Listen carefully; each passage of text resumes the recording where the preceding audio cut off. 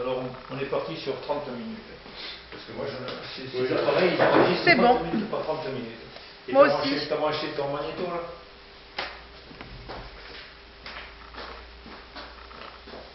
Allez, c'est parti. Voilà. Bon, mais c'était prêt. Bon, alors on remange au Jacqueline. On fait une interview de l'année dernière. Ah, ça remonte à l'année dernière. Voilà. Donc on va essayer de compléter un petit peu les points que l'on n'avait pas vus. Donc est-ce que je reviens sur les points que dans ton dernière interview tu n'avais pas parlé de tes parents et pour cause tu viens de me dire que tes parents... Je viens de te dire que mes parents... Ah, bonsoir, tout va bien. Oui, mes parents, alors, pour le Rodin, maman est née à l'Esquin. L'Esquin, c'est un petit bassin de la Validance au Béarn. Et mon père est né à Sadira, à la fin du 19e siècle, 1895 pour ma mère, et 1896 pour mon père. Voilà, bon, que dire d'eux? Quelle profession il faisait alors? Mais mon père était berger. Mon père était berger, bon, là on est d'abord à la Renaissance, et ensuite bien sûr, il est berger, et ma mère elle vient travailler, elle fait des ménages un peu à gauche et à droite, elle travaille à la Loire, elle travaille à Bordeaux, et puis ils se rencontrent et ils se marient en 1918, c'est ça, ils se marient en 1918. Ah, ça dira. Tout à fait. Et il a continué à être berger, ton père, non? Alors mon père a été berger, oui, il a été berger jusqu'à la fin des années 30, puisque avant-guerre, malheureusement, le troupeau a péri dans sa totalité à la suite de l'incendie. Et donc il a été berger jusqu'en 1938, autant que je me souviens. D'accord. Et après, autant que je me souviens, autant qu'on me l'a dit, je finis encore. Ouais. Et il a continué. Alors, il a fait quoi comme profession? Et ensuite, il a fallu qu'il parte travailler au Grand Moulin. Il a fallu qu'il trouve un emploi au Grand Moulin de Bordeaux, où il a fini sa carrière. Voilà. Alors, ça c'est un point, bon, effectivement, tes parents ne sont pas nés ici, donc non. Tu ne peux pas rapporter des anecdotes de tes parents et leurs parents. Je n'ai pas chose à dire de parents, effectivement. Il n'y a aucun point sur la religion. Alors, le catéchisme, est-ce que tu es de confession catholique? Tu peux être athée, tu peux... Non, je suis catholique. Maintenant, tu peux être de confession Non, j'ai été enfant de cœur de l'âge de Jean-Claude, ton cousin. Oui. On a été enfant de cœur ensemble, on avait deux... À l'église de Fasse. Oui, tout à fait, oui. On avait avoir 5, oui, puisque moi je suis l'enfant, par contre. Là, c'est beaucoup plus clair. J'ai été enfant de cœur avec Jean-Claude, on devait avoir 5, on n'avait pas 6 ans, on devait avoir 5 ans et demi, quelque chose comme ça, après la communion, donc la communion solennelle, la communion solennelle, c'était à 11 ans, donc j'ai dû être enfant de cœur jusqu'à l'âge de 11 ans et demi, 12 mois. Ah, d'accord. Avec notre brave abbé Dubois. Ah, l'abbé Dubois, oui. L'abbé Dubois, une figure fargaise. Oui. Notre ancien président de l'Union des combattants. Oui. Et alors, est-ce que c'était une... je vais en parler, puisque moi aussi, après, je suis arrivé après toi, mais... Oui, tu as pris le relève. Est-ce que, quand même, le village vivait autour des fêtes religieuses? C'est vrai. C'est vrai, il y avait beaucoup de fêtes religieuses à l'époque. Enfin, elles existent toujours. Oui. Mais enfin, elles étaient fêtées avec une certaine solennité, enfin, effectivement. Et est-ce que tu peux m'en dire de mémoire? Oui, je me souviens des rogations, par exemple. Les rogations, alors à quel moment ça se passait dans l'année, excusez-moi, ça je ne vais pas vous pouvoir te le dire. Mais les familles installaient un petit hôtel devant leur maison. Et nous faisions le tour de la commune avec le prêtre. Alors Jean-Claude portait tantôt la croix, où c'était moi, l'autre portait l'ascenseur, voilà, et le bénitier. Et on s'arrêtait devant, on faisait ça sur plusieurs jours. C'était les jeudis oui, puisque j'avais la classe, oui, c'était les jeudis. Et donc on s'arrêtait devant chaque famille, enfin les familles qui avaient dans chaque village. Dans chaque village, il y avait au moins une station ou deux. Tu parles de village? Je parle de village, par exemple, dans chaque quartier. Le village de Perron, dans chaque quartier. Oui, le bain de Perron pour nous, le Marron, et ainsi de suite. Ça nous faisait faire du sport par la même occasion, parce que bien sûr, c'était pédibus jambus, tout ça. Oui, donc, Voilà. moi, Et donc le prêtre bénissait, le prêtre bénissait le mini-bautel. c'était le matin, ça. C'était le matin, ça se C'était le passait. matin. Ouais. C'était le matin, Parce que effectivement. moi, après, j'ai situé après. Oui, Oui. c'est ça. Mais bon, c'était. Par exemple, pour les communions solennelles aussi, je me souviens des vers en après-midi des communions solennelles, c'était entre guillemets fastueux, enfin fastueux. Oui, il y avait certaines fastes, oui, beaucoup de solennité. Parce qu'il y avait oui, il y avait un rassemblement de. Ah oui, de toutes les familles, enfin toutes les familles, les familles des gamins qui passaient leur communion solennelle, qui célébraient leur communion solennelle, étaient toutes présentes, je m'en souviens. L'église de Farnes était archi-comme. Ouais. Voilà, c'était tout ça. Et il y avait la procession de Marie. Alors la procession, oui, je l'ai faite et on partait de chez, comment s'appelle-t-elle, madame, en face des médecins. En face des médecins. Madame Camin. C'était Madame Camin à l'époque. Oui. Voilà, c'est la propriété de. Ah, pour faire des lassitudes, le pipe. Ah, mais de chez Riemens, maintenant. Voilà, de Madame Riemens, c'est ça. On partait de là. Alors il y avait d'abord dans le parc de chez Madame Camin, bon, Madame Riemens maintenant, une cérémonie avec, on prenait un petit verre, bon, c'était. Et puis ensuite, tout ce beau monde partait en cérémonie à la messe. D'accord. C'était pas la messe, c'était. Et alors, est-ce que, moi j'ai une photo, on portait une statue de Marie, et il y avait des jeunes filles qui lançaient des pétales de rose, on partait de l'église et on allait. C'est pas ça. C'était ça. C'était ça. Ah, c'était ça. Effectivement, oui. Oui. C'est-à-dire que le Marie sur deux tréteaux à bois. Voilà. Donc c'était. Mais, et les feux de Saint-Jean. Ah, les feux de Saint-Jean, oui, ça existait, les feux de Saint-Jean. Devant la mairie. Devant l'église. C'est pour ça que je te pose la question, parce que moi j'ai vécu ça après, mais toi, et le mois de mai. C'est pour ça que la vie religieuse. Et le mois de mai, le mois de Marie. Le mois de Marie. Nous allions à l'église pratiquement 2 soirs par semaine. 2 soirs par semaine. Ah oui, aussi. C'était l'occasion pour. Il n'y avait pas grand-chose, il n'y avait pas la télévision. Mais les gens se retrouvaient. C'était l'occasion de voir, bon, qu'ils soient croyants ou pas, je crois que pour certains, de se retrouver. Quoi, et puis de se retrouver à ça. Non, mais ça avait une importance. De fraterniser, oui, c'était très important. Il n'y a pas la télé. Oui, tout à fait. Et je me souviens la semaine, donc, pour en revenir avec Jean-Claude, toujours pareil. Je parle de Jean-Claude, c'est la famille à la Valière, pour les familles, voilà. Et nous étions à l'école, bien sûr, et très souvent, dans la semaine, l'abbé Dubois arrivait, il trouvait notre instituteur, ils se tutoyaient tous les deux, ancien officier de 39-47. Il disait, bon, allez, je faisais le Jean-Claude et le Jackie, tu me les libères. On était en plein cours. Malheureusement, aujourd'hui, il y a un événement qui faisait qu'on avait besoin de regarder. On était content parce qu'on avait la pièce. Oui. Tu te souviens, vous? Durant la quête. On avait une petite pièce. Non, ça c'est pour la petite histoire, j'en fais la parenthèse.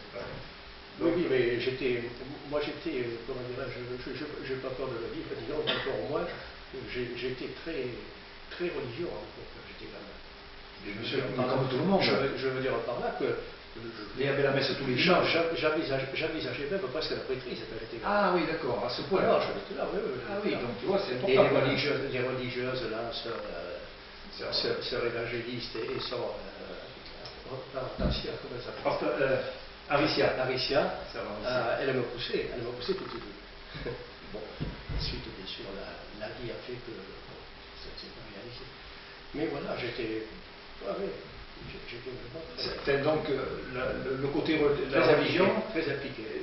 Avait une part importante dans la vie, dans ta vie et dans la vie de. Oui. Village. Moi, j'ai senti ça, moi. Et dans beaucoup de villages, je pense. Et ça, nous, c'était comme ça. Ça reste dans la culture, ça. Oui. Il reste toujours quelque chose. Bon, mais c'est très bien, tu vois, on avait passé là-dessus sur ce sujet.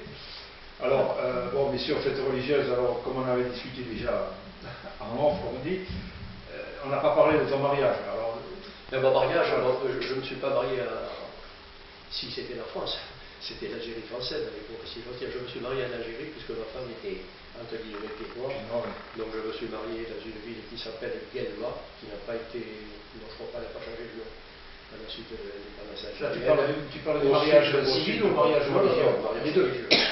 Et le mariage civil aussi? Civil et religieux. Ah oui, donc tu n'as rien fait ici quand même? Non. Non, il n'y a rien. Non, non. Et tu t'es marié à quelle date? Et je me suis marié le 2 juillet 1960. Tu t'imagines si je me souviens bien? Ouais, c'est le 2 juillet 1960. 2 juillet 1960. Ouais. D'accord. Et j'ai connu ma femme, par contre, Nelly, je l'ai connue ici, en Gironde, à Fargue, Ah, ben voilà. très exactement, à l'occasion d'un mariage. Ah bon? Ouais. Le mariage de Raymond Poyat. Ah oui, un Footballeur, footballeur. un vieux Farguet. Et puis un célèbre footballeur émérite, émérite, oui, très bon. Et qui vit toujours sur Fargue, surtout je le vois. Oui. Et qui vit longtemps, ce grand Raymond, je le vois de temps en temps. Il s'est donc marié à Fargue avec Paulette Maddy, entre vieille famille farguaise. Et je faisais mon service militaire à l'époque. Le maire Joseph Brett, monsieur Joseph Brett, gentiment avait fait une attestation pour que j'ai une permission, entre guillemets, il faudra l'écouter au montage, attestant que j'étais le cousin de Raymond Poyat, ce qui est totalement faux. Non, mais on ne le comprend pas, parce que c'est justement ça qui est intéressant. Bon, toujours est-il que donc je suis arrivé donc, pour le mariage de Raymond. Raymond qui avait un jumeau qu'il repose en paix, Jean Poyat, et c'est avec son jumeau, Jean, que nous avons fait ce qu'on appelait à l'époque la jonchée. Alors pourquoi je vous parle de la jonchée? Parce que c'est là que j'ai vu Nelly pour la première fois. Donc on faisait la jonchée, elle était elle chez sa sœur et son beau-frère qui était l'instituteur directeur de l'école de Fargue, Jacques Levoyer à l'époque. Et quand nous avons sonné pour la jonchée, vous savez ce que c'est? Mais nous avons sonné donc pour... Explique un peu ce que c'est la jonchée. La jonchée, on partait de chez la mariée. Donc on a dit la mariée qui habitait au chemin de Cagny. Oui. Et puis jusqu'à la mairie et à l'église. Croisement, on fait à chaque croisement, on avait effectivement jeté. Là, c'était des feuilles de laurier, je pense. Laurier cerise. Laurier magnolia aussi. C'était un peu mélangé. Dans le passage supposé de la mariée. Tout à fait, pas supposé, c'était le passage. Ça se fait quelquefois encore dans les campagnes. Parce qu'à l'époque, à la limite, je pense, de mémoire, on partait à pied quand même. Tout se faisait à pied. Oui, les cortèges. Tout se faisait à pied. Le cortège. Et je dirais même que là, pour Raymond Poyat, non, on n'y était pas, mais un de mes frères qui s'est marié à Fargue, nous avions, puisque Fargue possédait entre guillemets une harmonie-batterie à l'époque, qui était forte de 50 à 60 éléments, sous la direction d'Henri Brett. Et bien, pour mon frère, on avait l'harmonie-batterie qui était devant, et nous on suivait l'harmonie-batterie qui jouait pendant toute la durée du trajet. Voilà, c'est ça. Donc pour en revenir au mariage à Raymond Poyat, nous sonnons à la mairie, la porte s'ouvre, et c'était Nelly qui ouvrait, c'est là que j'ai pris la première fois. Voilà, c'est plaisir. Et la jonchée, ça consistait en quoi? La jonchée, donc, ça consistait à partir de chez la mariée. C'était quoi la jonchée? Mais la jonchée, je viens de vous le dire, c'est donc on mettait par terre des feuilles ou des fleurs, c'était encore mieux. Et alors, on nous disait, je ne sais pas si c'est vrai, que ça portait chance, en particulier à la mariée et aux époux d'une manière générale. Voilà, c'était ça. Oui, alors moi je voulais te dire, je te pose la question parce que... Tu as peut-être plus que moi. Non, de mémoire, mais la jonchée, on faisait la jonchée la veille du mariage. La veille du mariage. Mais là, on l'avait fait le matin. Donc tous les jeunes se réunissaient. Ah oui, mais ça c'est encore autre chose, ça. Et on effeuillait les branches. Oui, c'est ça, c'est la préparation de la jonchée. Avant d'effeuiller la mariée, tu comprends? Non, ça c'est plus tard. Non, la préparation de la jonchée, je n'y ai pas assisté. Ah non, tu n'as jamais fait? Non, si, j'en ai fait. J'en ai fait pour Marc CP, par exemple, j'en ai fait, nous étions une vingtaine. Voilà. Non, mais là, pour Raymond Poyat, à cette occasion, je suis arrivé, moi, je faisais mon service militaire, le peloton et à Tours, donc je suis arrivé, si tu veux, moi, le vendredi soir, tard dans la nuit. Oui, donc tu n'as pas participé j'ai très peu dormi. à fabriquer la jonchée. Voilà. C'est-à-dire, on effeuillait les feuilles de l'origine comme ça, on les mettait dans un sac. Oui, parce qu'on ne jetait pas les branches, bien sûr. Voilà, tout à fait, c'est ça. Mais bon, moi, de mémoire, on essayait, quand on était jeune, il fallait, dès que la cérémonie du mariage était faite, il fallait se précipiter sur la première feuille que touchait le pied de la mariée, essayer de la récupérer, et ça portait bonheur. Oui, c'est le porte-bonheur, c'est ça. C'était un porte-bonheur. Oui, c'est super, c'est rigolo. Ce sont les traditions. Donc voilà, à la suite de ça, nous sommes partis nous marier, enfin moi, j'ai rejoint celle qui devenait mon épouse et nous sommes mariés. Est-ce que tu es parti là-bas, pourquoi en fait? Tu travaillais là-bas aussi? Non, Non, non, non. Là, je faisais mon service militaire, donc comme pas mal de personnes, enfin, comme tous les gens de mon âge et de ma génération, on a fait entre 28 et 30 mois, et même certains un petit peu plus dans les événements naturels. Et donc, à la suite des événements, par contre, oui. Alors là, nous sommes repartis, ma femme étant enseignante, et moi, travailleur à la banque, comme vous le savez, nous sommes repartis tous les deux après l'indépendance algérienne, c'est-à-dire fin 62 jusqu'à fin 64, on a passé 2 ans là-bas, professionnellement parlant à ce moment-là, et c'est à cette occasion que Jean-Philippe, notre second, est né, mon deuxième fils, est né d'ailleurs qui est devenu un Naban, en bordure de Méditerranée, un coin magnifique. D'accord. Et puis nous sommes rentrés sur Alger en principe. J'avais noté un point, la mairie, pour toi, est-ce que tu te souviens, toi, la mairie, tu l'as connue, où elle était? Ah ben, au groupe scolaire, oui. Voilà. La mairie était au groupe scolaire, de même que le monument aux morts, d'ailleurs. Le monument aux morts, il était à la République aussi. Qui était Et la mairie, dans la cour des écoles, la mairie, elle était encadrée. La mairie elle était encadrée par les 2 classes, puisqu'à l'époque, tu avais l'école des filles, quand tu regardes le bâtiment, tu avais l'école des filles à gauche, l'école des garçons, c'était pas Géminé encore, et l'école des garçons à droite. Et ça, c'était Géminé, j'étais à l'école, j'étais encore à l'école, j'étais pas parti à Bordeaux. Et tu es rentré en quelle classe tu es rentré à l'école? Tu es rentré. On rentre à 6 ans. Tu n'as pas été à l'école? Alors, par contre, si. Non, je sais pas. Alors, l'école des sœurs, on en parlera après. Non, par contre, je suis allé à l'école des filles, à l'école publique des filles. C'était pas officiel, parce que Madame de Waal, qui était l'institutrice et directrice de l'époque, me prenait avec elle, comme maman travaillait. Voilà, ça faisait des couleurs de rue. Mais j'avais 4 ans, 4 ans et demi. Ah oui, d'accord. Ce qui fait après, par contre, je suis à l'école à 6 ans, normalement, avec M. Bouillon. M. Bouillon qui était l'instituteur. Oui, ça a été noté. M. Bouillon. Alors, tu me parlais de l'école des sœurs. Oui, est-ce que tu n'as pas été à l'école des sœurs? Alors, je ne suis pas allé à l'école des sœurs, mais par contre, parce qu'à l'école des sœurs, c'était les filles à l'époque. Il n'y avait que les filles qui allaient à l'école des sœurs encore. Je parle bien sûr des années 40, 50. Non, parce que moi, on a 9 ans d'écart. Et moi, j'ai commencé par l'école, mais c'était mixte là chez les sœurs. Oui, non, après c'est devenu mixte, c'est ce que j'ai dit. Donc, quelques temps après, j'allais prendre des repas à l'école des sœurs. Parce que l'école des sœurs, il n'y avait pas de cantine à l'école publique, par contre l'école des sœurs faisait des repas. Et donc, bien que j'habite juste à côté, mais pour le plaisir de parler avec les copains et les copines, j'allais manger chez les sœurs de temps en temps. Bon, la garde, bien sûr, on peut dire, mais évidemment. Oui, parce que tu étais à 50 mètres de l'école. Oh oui, ça, effectivement. Tu habitais à 50 mètres. Et la mairie était là, oui. Et alors, la mairie qui a été transformée dans un premier temps en salle de classe. L'ancienne mairie, je me souviens, il a fallu ouvrir une classe, c'était compliqué.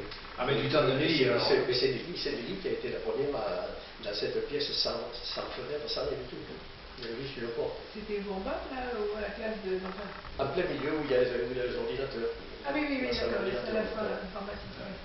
Mais alors, la mairie avait déménagé? Et la mairie était venue ici. Voilà, c'était à Nice. 80. C'était à Nice, c'était à la fin des années 70. Oui, 78-80. Je me souviens, c'est avec Michel Proult, ton cousin, on avait fait les travaux d'aménagement de la mairie et tout, et de la salle des fêtes. Oui, c'était à la fin des années 70, début des années 80, effectivement. J'ai un mot, l'armée. Est-ce que service militaire, souvenir service militaire? Oui, si tu en as parlé. Les frères résistants. Par contre, j'ai marqué aucun nom. Bon, c'est vrai. On en a déjà parlé. Non, mais l'armée, si tu veux, en 2 mots, je suis parti dans les tirailleurs marocains à Angoulême. Je me suis retrouvé dans les chasseurs à pied à Tours. J'ai fait un petit passage au 57e mairie de Souge avant de partir en Algérie, où je me suis trouvé dans un régiment d'infanterie de marine au 16e arrondissement. Qui était où? Le cul de Montalou, c'est le terme, on appelle ça le cul. Il a changé 4 fois de couleur. Je me suis retrouvé en Algérie, dans le Constantinois. Ah, tu as fait la guerre d'Algérie, toi? J'avais une section de harkis sous les ordres. C'est pour ça que je voulais le faire changer les harkis. Voilà. Pour me sauver la vie. Voilà. Bon, mais je pense que l'interview va se terminer. Vous avez d'autres questions là? Simplement, peut-être sur sur la famille, tout ça. Mais oui. Mais ma famille, Corinne, ma fille est née, habite ici, juste à côté de chez moi, puisqu'elle a fait construire sur le terrain familial. Elle est avec Olivier Malade, mon genre. Oui. Jean-Philippe, lui, mon fils, il habite à Bordeaux, et ils ont chacun 2 enfants. Et l'aîné de mes petites filles m'a fait arrière-grand-père il y a maintenant 10 mois. Ah, ça c'est bien. Un petit Chris est arrivé. Voilà. Et tes enfants vivent sur Faro? Corinne. Corinne, oui. Voilà. Oui. Donc ta famille est arrivée là, en 1880, par là? Ah non, mais non. non, mais sur Faro, ils sont arrivés plus tard. Mais il y avait mes parents, non. Mais il y avait des dossiers, comme tu le sais, puisque tu as fait des recherches. Bon, ce sont mes ancêtres qui sont nés à Faro avant. Voilà. Avant d'aller du 1860. Voilà, donc depuis 1850, oui, la famille est sur Faro. Absolument, absolument. Et justement, tes sentiments un petit peu sur l'évolution de la vie du village depuis que tu y es à aujourd'hui. Qu'est-ce que tu penses de tout ce qui se passe, de tout ce que tu as vu? Mais j'aurais tendance à dire mon phare. Le phare que j'ai connu évolue à mon gré, je dirais peut-être un peu trop vite, mais bon. Tu dis je le dis parce que je le pense, mais bon, c'est un peu égoïste quand même.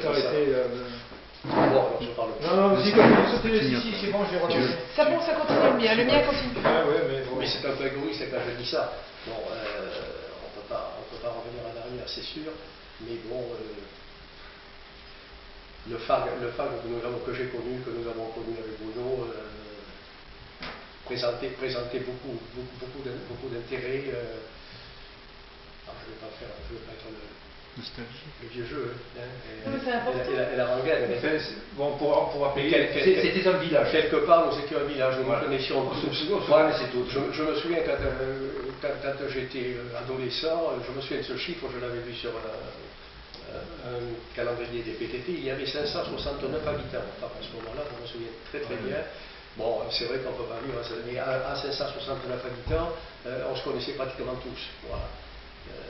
On se voyait, comme je le disais tout à l'heure, à l'occasion des messes, des cérémonies religieuses, des fêtes, des mariages. Un mariage à Fargues, c'était 80-100 personnes à chaque fois, et c'était le minimum. Et c'était la fête au village. C'était la fête au village, pratiquement tout le monde participait plus ou moins. Pas tout le monde, mais une grande partie de la population. Alors tout ça, évidemment, c'est des... Oui, tout le monde venait à la cérémonie à l'église, bien sûr. Tous les habitants venaient, pratiquement. Bien sûr. Alors tout le monde n'était pas... Il y avait une solidarité qui ne peut plus exister. Et je pense que les gens, soient croyants ou pas, je pense que c'était important, même cette vie, justement. Tout à fait, je le disais tout à l'heure, qu'ils soient croyants ou pas, ils venaient... Il y avait le respect. Oui, absolument. Et justement, avec ce qui se passe actuellement... Oui, mais ça a été... Mais maintenant, c'est l'anonymat, c'est bon. C'est les villes de l'Ortoir, enfin, c'est ça, c'est une victoire. Enfin, c'est une victoire. Les gens partent à travailler, je le comprends, les gens partent à travailler, rentrent le soir, on ne les voit pas. Encore que, regarde, au travers du théâtre et autres, tu draines quand même avec ton amical, excuse-moi, tu draines quand même pas mal de monde. Oui, et tu sais, en fait, on se rend compte que ça n'évolue pas forcément comme on voudrait que ça évolue. Ouais, les gens, après que chacun... exactement. Ouais. Les gens qui viennent nous voir sont les personnes que l'on connaît, mais les nouveaux arrivants, les gens, tu vois, ils s'intègrent moins à la vie du village, mais ça on le constate dans les associations. Comité des fêtes, amicale théâtrale. Donc alors que toi tu parles d'autre chose, toi tu parles vraiment d'une convivialité qu'il y avait. Mais là il n'y a plus. Les gens ils restent. Et en tant que tu fais partie du comité des fêtes. Ne pas déranger, il y a écrit sur le comité des fêtes, nous l'avons créé avec ce pauvre Joe Casamassina. On sentait combien le comité des fêtes, ça fait 25 ans. En plus que ça. 30. Je ne sais plus. Tu vois, l'amicale théâtrale va avoir 40 ans cette année, pour te donner une idée. Donc en 75. Le comité des fêtes, nous on y est déjà depuis. Oui, mais ce comité des fêtes, on l'a créé après. Et après Enfin, on l'a repris parce qu'il existait il y a beaucoup plus longtemps que ça, mais il a été à sommeil et au repos pendant de nombreuses années, et c'est Joe Casamassina. C'était pour reprendre la fête locale, quoi, qu'on appelait. Oui. À l'origine, c'était ça, le comité des fêtes. Il y avait la fête locale, absolument. Mais qui n'était pas structurée en tant que telle. il y avait des bénévoles qui organisaient. Oh, mais ça, il y a toujours des bénévoles, ça c'est sûr. Le fait de créer le comité des fêtes, structurer oui, bien sûr. les stands, les jeux, les animations, il y avait un planning qui était fait, il y avait une structure qui gérait tout ça. Quoi. Qui existait moins avant, effectivement. Voilà. Non, mais moi, avant je n'en faisais pas partie. Hein. Lorsque du temps de M. Moreau et compagnie, je venais leur donner un petit coup de main, mais officiellement je n'étais pas. Donc avec Jo, un jour il a créé le comité des fêtes, bon je ne vais pas citer les noms maintenant, mais enfin, il y avait Caroline, il y avait Nelly, ma femme, il y avait des Valdès et est-ce que tu as trouvé une évolution, enfin, par rapport à l'idée de la fête locale d'avant et le comité des fêtes avec la fête locale maintenant? Non, c'est toujours le même. Oui, c'est pas différent. C'est pas différent. Pour la fête locale, ce qu'il y avait avant et qu'il y a beaucoup maintenant, c'était les balles rétro. Oui, ça évidemment, ça n'existe plus. Non, les soirées à thème, on n'en fait plus, je pense. On va s'y remettre peut-être. Le reste, tu sais, la fête foraine, ça n'a pas ça guère évolué. Il y avait un repas aussi. Non, je ne vois pas de grosse différence. Honnêtement, je ne vois pas de grosse différence. Je ne vois pas de grosse différence. La soirée non frites, on dit qu'il n'existait pas au début. Regarde, j'ai fait une compile de vieilles cartes postales et de trucs. Tu les feuillettes et tu commentes. Si ça te... Ah ben là, c'est l'immeuble où nous trouvons ça. Ouais. L'immeuble où nous trouvons avec le tramway. Ah oui, le tramway. Le tramway, j'ai eu la chance de le connaître. Il a fini d'exister, entre guillemets, à la fin, j'avais déjà parlé, oui, je ne vais pas me répéter, tu as raison. Mais voilà, tu vois, quand j'entends dire maintenant que les routes, oui, effectivement, elles étaient faites pour des charrettes, voilà. Il n'y a pas de voiture. Oui, c'est ça. C'est toute la différence. Hein. C'est comme nos chemins, qui étaient des chemins blancs. Moi, j'ai connu devant chez moi, la route des écoles, elle était blanche, avec les lits de comme ça. Au niveau des commerces et des artisans qu'il pouvait y avoir... il y en avait beaucoup plus. Ah, il y en avait plus. Enfin, il y en avait plus. Comparativement à la population, je dirais qu'il y en avait plus. Les épiceries, par exemple. Moi, j'ai connu une épicerie à Maison Rouge. Ici, dans cet immeuble, il y avait 2 épiceries, ça fait 3. Madame Verdier, 4. Et au fond, 5. Il y avait 5 épiceries. Avec maintenant, Oui, non, mais c'est pas bien. Il y avait des métiers spécifiques et des artisans spécifiques. Oui. Qu'est-ce qu'il y avait comme... Il y avait des forgerons. Il y avait 2 forgerons. Il y avait un maréchal ferrant. Il y avait un cordonnier. Le quart d'heure, on s'appelait le matelassier. Plancard. Le matelassier quart d'heure, ouais.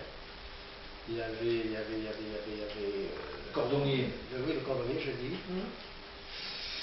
Donc je cherche les métiers spécifiques. Oui, quelque chose qui spécifique. Donc c'était ça.